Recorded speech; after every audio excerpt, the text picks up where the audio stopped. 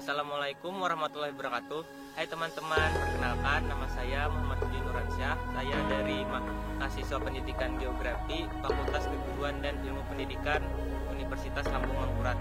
Pada kesempatan kali ini saya akan menjelaskan tentang materi pelajaran geografi kelas 12 semester 2 tentang pula keruangan desa. Ikan tahu pengertian desa?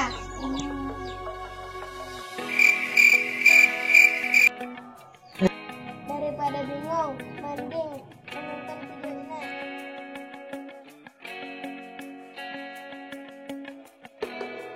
Bintarto.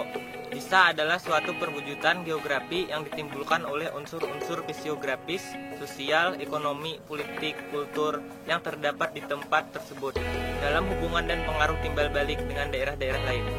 Yang kedua ada menurut Suntarjo Karto Hadikusuma, desa adalah suatu hukum yang di dalamnya bertempat tinggal suatu masyarakat yang berhak menyelenggarakan pemerintahannya sendiri. Dan menurut D. Anderson, yang ketiga itu, desa adalah suatu tempat yang mempunyai penduduk sekitar 2.500. Dari beberapa pengertian tadi, kita dapat menyimpulkan bahwa desa berarti sebagian atau suatu kesatuan hukum, di mana bertempat tinggal suatu masyarakat, pemerintah tersendiri, dan desa merupakan perwujudan atau kesatuan geografi, sosial, ekonomi, politik, dan kultur yang terdapat di tempat itu, suatu daerah. Dalam hubungan dan pengaruhnya secara timbal balik dengan daerah lain, suatu pedesaan masih sulit untuk berkembang. Bukannya mereka tidak mau berkembang, tapi suatu hal yang baru terkadang bertentangan dengan apa yang leluhur mereka kerjakan. Karena itu, masyarakat perdesaan sangat tertutup dengan hal-hal yang baru, karena mereka masih memegang teguh adat leluhur mereka yang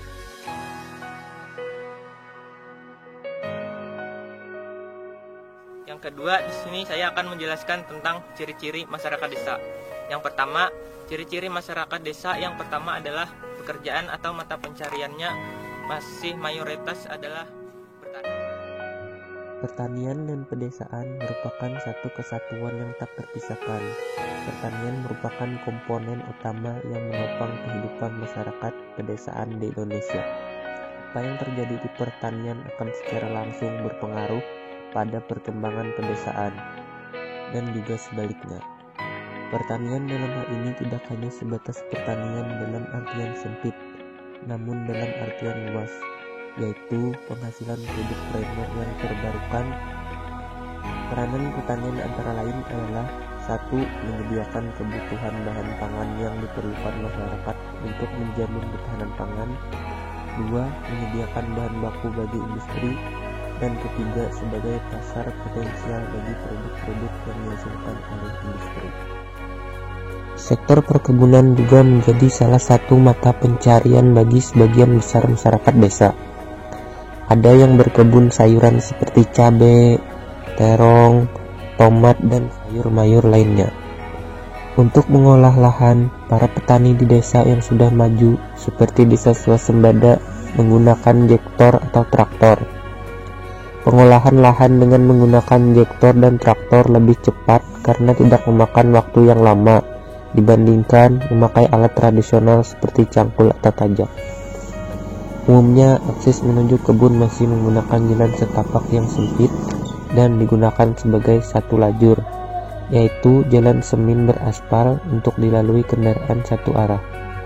Selain berkebun sayur-sayuran, masyarakat desa umumnya juga terkenal dengan perkebunan karet, atau masyarakatnya berprofesi sebagai penyedap karet, khususnya desa yang ada di Kalimantan Selatan. Namun harga karet yang dihadapi masyarakat di desa sangatlah rendah, yaitu 5.000 sampai 6.000 per kilogramnya. Salah satu penyebab yang membuat kualitas karet di Indonesia lebih murah adalah kelebihan kandungan air dan masih kurangnya pabrik karet di desa. Yang ketiga, sektor peternakan dan perikanan.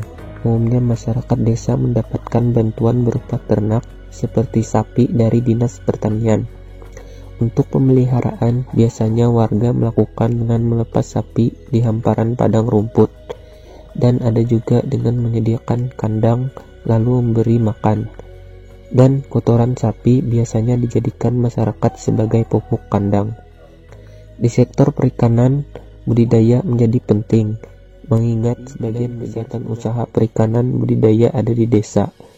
Jika konsep ini dapat diwujudkan, masyarakat desa dengan sendirinya ketahanan pangan dapat tercapai secara alamiah dan sekaligus dapat meningkatkan pencarian dari masyarakat desa juga memiliki ciri-ciri yang berpengaruh pada ciri-ciri masyarakat desa, yakni pekerjaannya masih sangat dipengaruhi oleh alam, yakni cuaca dan iklim. Seperti contohnya adalah musim melaut bagi nelayan atau musim kering bagi petani, dan demikian perekonomian warga juga terpengaruh oleh alam tersebut. Yang ketiga, masyarakatnya dekat dengan alam. Salah satu ciri masyarakat desa adalah masih terkait dengan mata pencarian, adalah masyarakat desa sangat dekat dengan alam. Kedekatan ini dikarenakan masyarakat sangat membutuhkan atau sangat bergantung pada alam sekitar untuk perekonomiannya, sehingga masyarakat sangat menghargai alam. Keempat, cirinya yaitu jumlah masyarakat. Ciri masyarakat desa yaitu lebih sedikit dibandingkan penduduk kota. Salah satu penyebabnya adalah masih berkaitan dengan mata pencarian penduduk desa, yang mana sebagian besar lahan dimanfaatkan sebagai tanah persawahan, sehingga tidak banyak penduduk desa tersebut bekerja di sektor yang industri. Jadi yang kelima adalah masyarakat homogen. Masyarakat homogen di sini adalah masyarakatnya memiliki kesamaan dalam hal mata pencarian, seperti telah disebutkan di atas tadi atau sebelumnya tadi, seperti agama, adat istiadat, dan juga kesamaan lainnya yang membuat desa itu unik. Yang kelima, ciri desa yaitu jiwa gotong royong. Di desa, dasar-dasar aktivitas gotong royong sebagai suatu gejala sosial di dalam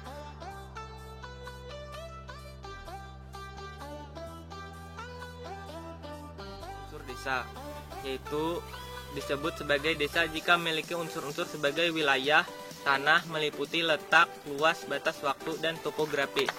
Yang kedua, penduduk, yang mana meliputi jumlah, kepadatan, persebaran, dan mata pencarian. Terus tata kehidupan meliputi sifat gotong royong, adat istiadat, aturan, dan norma hukum informal.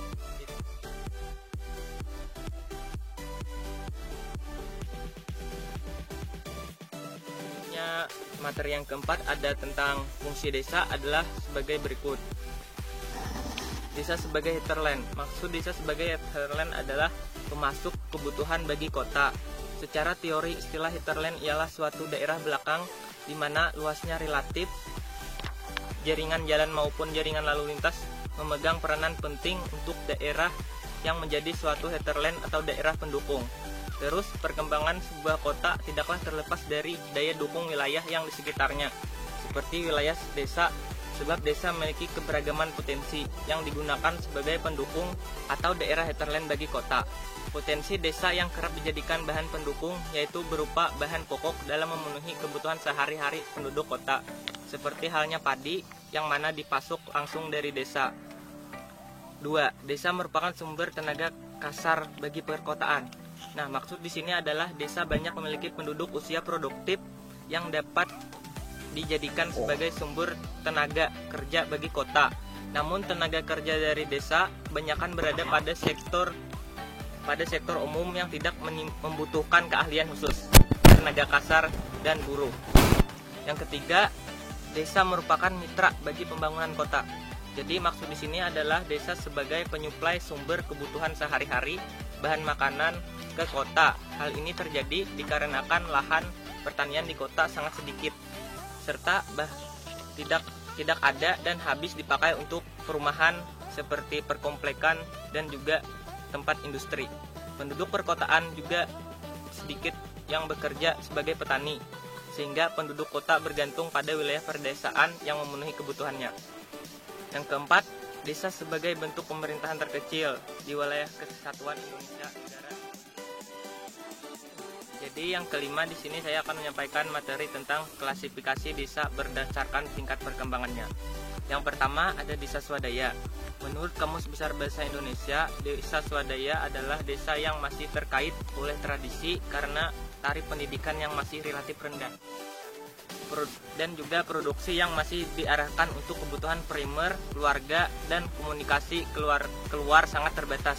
Desa ini bersifat sidenter, artinya sudah ada kelompok keluarga yang bermukim secara menetap. Desa swadaya adalah satu mata pencarian penduduknya umumnya di sektor primer, yang mana sebagian besar penduduknya adalah bekerja sebagai petani.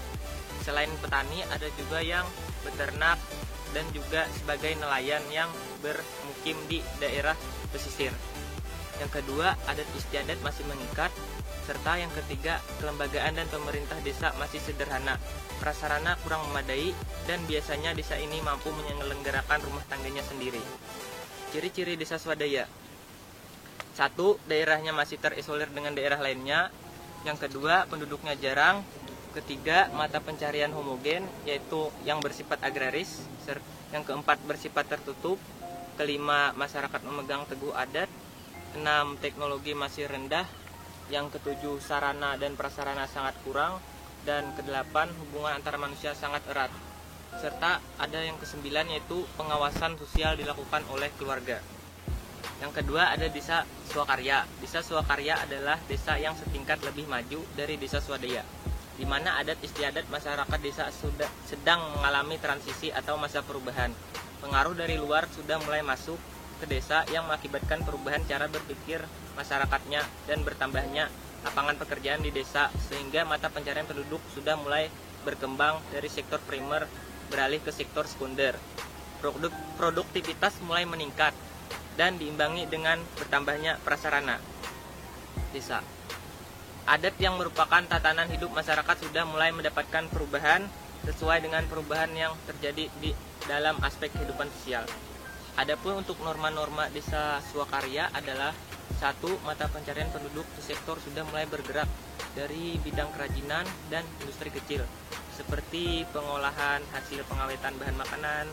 Dan juga yang kedua, ada output desa, merupakan jumlah dari keseluruhan produksi desa yang dinyatakan dalam nilai rupiah di bidang pertanian, perkebunan, peternakan, dan juga perikanan.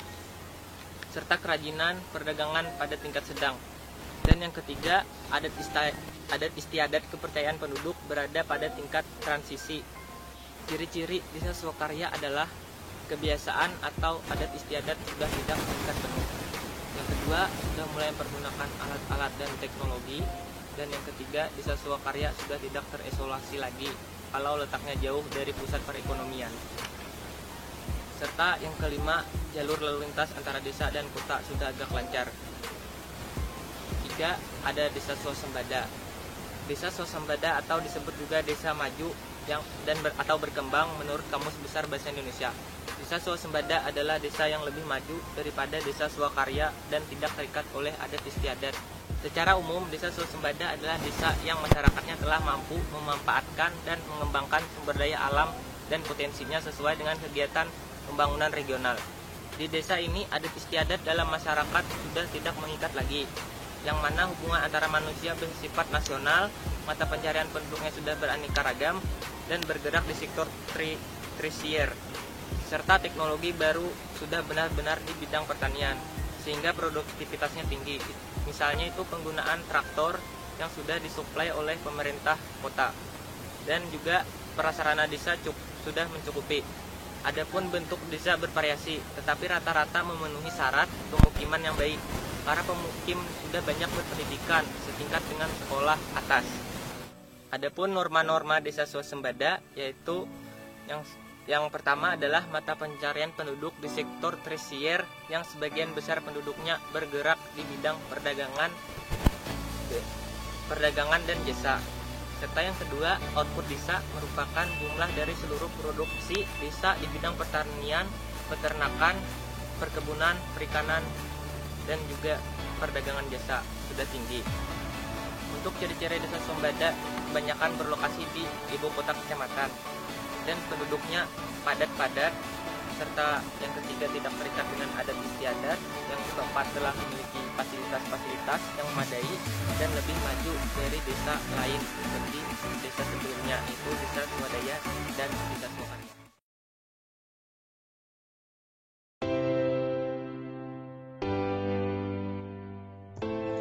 Pola keruangan desa. Pola keruangan desa adalah pengaturan dan pemanfaatan ruang atau lahan untuk keperluan tertentu. sehingga tidak terjadi pemanfaatan tumpang tindih. Daljoni mengemukakan bahwa ditinjau dari pola tata guna lahannya, ada 4 bentuk perdesaan yang banyak dijumpai di Indonesia. Keempat bentuk desa tersebut adalah sebagai berikut. 1.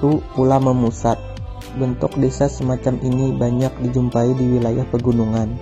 Wilayah pegunungan biasanya dihuni oleh penduduk yang berasal dari keturunan yang sama, sehingga antara sesama warga masih merupakan saudara atau kerabat.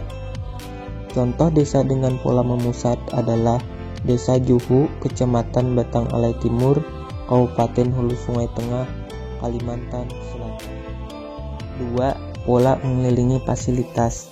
Bentuk semacam ini banyak dijumpai di wilayah dataran rendah dan memiliki fasilitas umum yang banyak dimanfaatkan oleh penduduk setempat, seperti mata air, danau, waduk, dan fasilitas-fasilitas lainnya. Contoh desa dengan pola mengelilingi fasilitas adalah Desa Paminggir di Kecamatan Paminggir, Kabupaten Hulu Sungai Utara, Kalimantan Selatan. Yang ketiga, pula linier. Bentuk desa linier atau memanjang mengikuti jalur jalan raya atau alur sungai. Pola semacam ini dapat dijumpai di daerah dataran, terutama dataran rendah. Tujuan utama bentuk desa yang linier atau memanjang adalah mendekati prasarana transportasi atau jalan atau alur sungai, sehingga memudahkan mobilitas manusia, barang, dan jasa. Contoh desa ini adalah Desa Loksado, Kecamatan Loksado, Kabupaten Hulu Sungai Selatan, Provinsi Kalimantan Selatan. Dan yang terakhir, yaitu yang keempat, pola memanjang mengikuti garis pantai. Bentuk desa ini terjadi karena aktivitas manusia yang mencari ikan dan hasil lainnya. Contoh dari desa pola memanjang mengikuti garis pantai adalah Desa Telaga Langsat, Kecamatan Tangkisung, Kabupaten Tanah Laut. Sekianlah materi yang dapat saya sampaikan tentang pula keruangan desa. Semoga video ini dapat bermanfaat untuk teman-teman semua.